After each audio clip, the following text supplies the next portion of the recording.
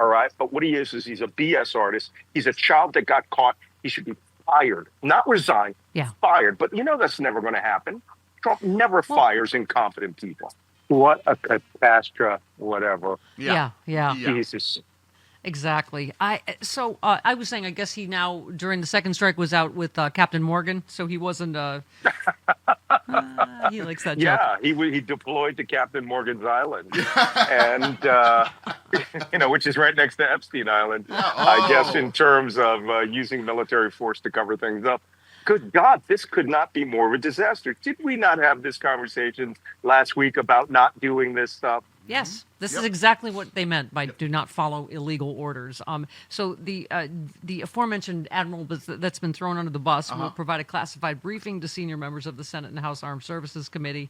So the White House not disputing the second strike, but is disputing that Hegseth gave the kill order. I mean, Malcolm, first of all, they keep changing their story every 5 minutes, right? I'm going to explain to you guys exactly how this went, because I've been in the middle of a kill chain that comes from what we call the NCA, the National Command Authority.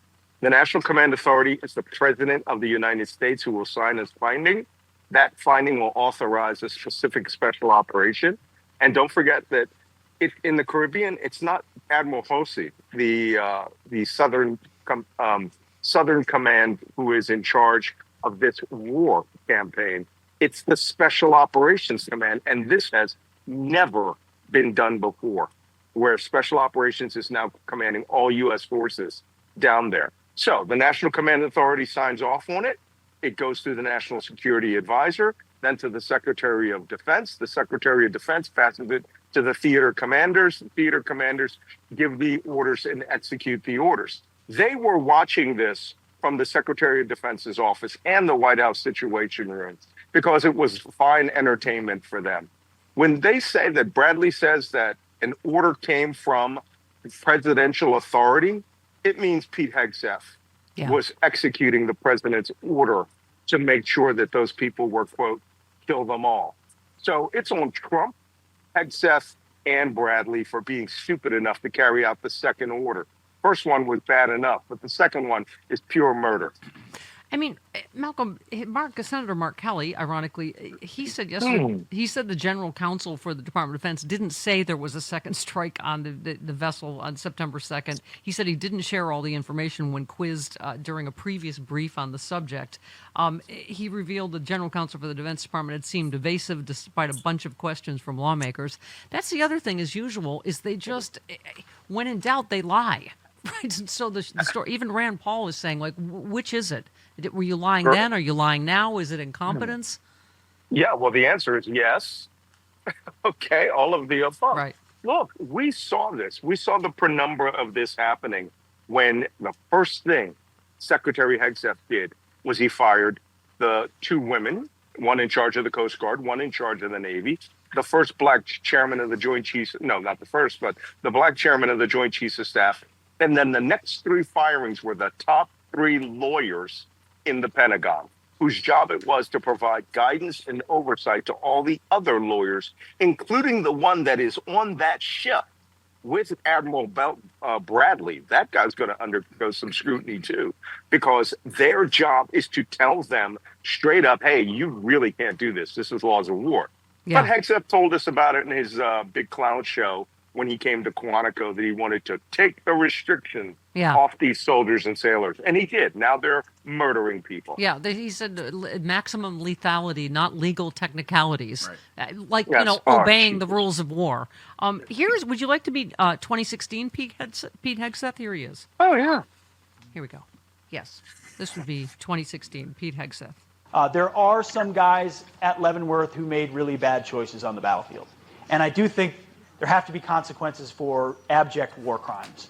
If you're doing something that is just completely unlawful and ruthless, then there is a consequence for that. That's why the military said it won't follow unlawful orders from their commander-in-chief. There's a standard, there's an ethos, there's a belief that we are above what so many things that our enemies or others would do.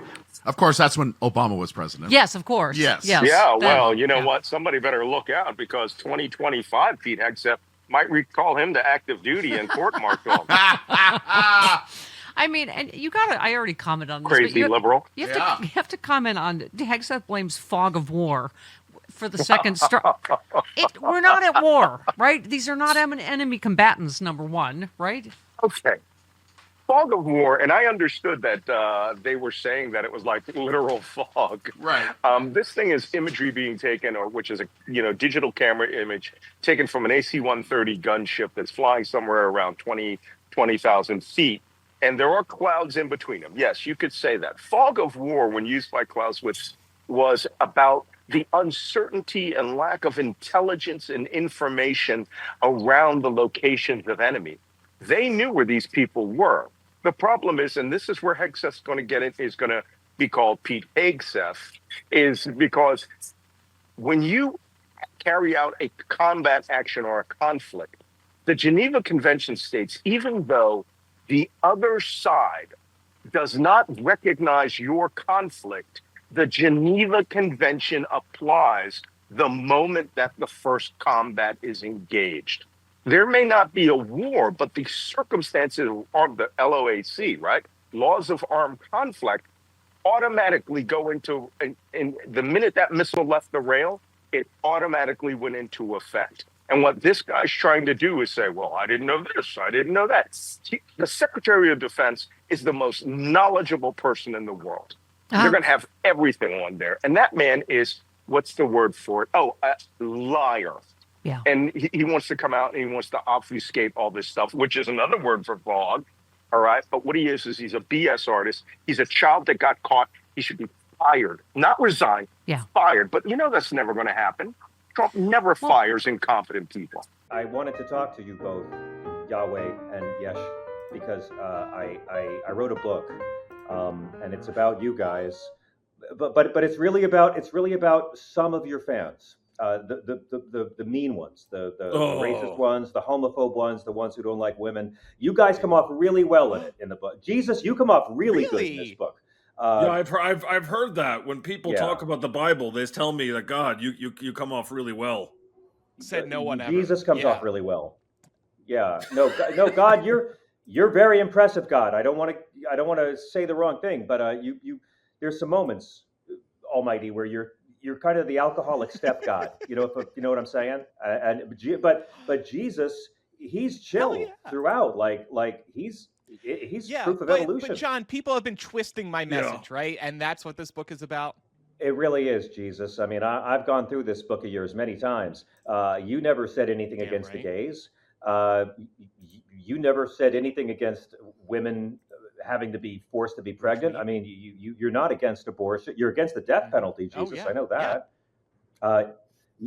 You're like your dad in that you tell us to welcome the stranger. Yeah. Yeah. I mean, the right people are twisting my message left and right, and we can't take it anymore. So we're so excited to have this book, a really rock-solid resource to show people what the Bible actually says. And that's why we love you, John. You're spreading our true good word. Simon & Schuster's Avid Reader Press presents Separation of Church and Hate, the bold, hilarious new book from John Fugelsang, available September 9th and on sale now at your local independent bookstore or your favorite non-evil website.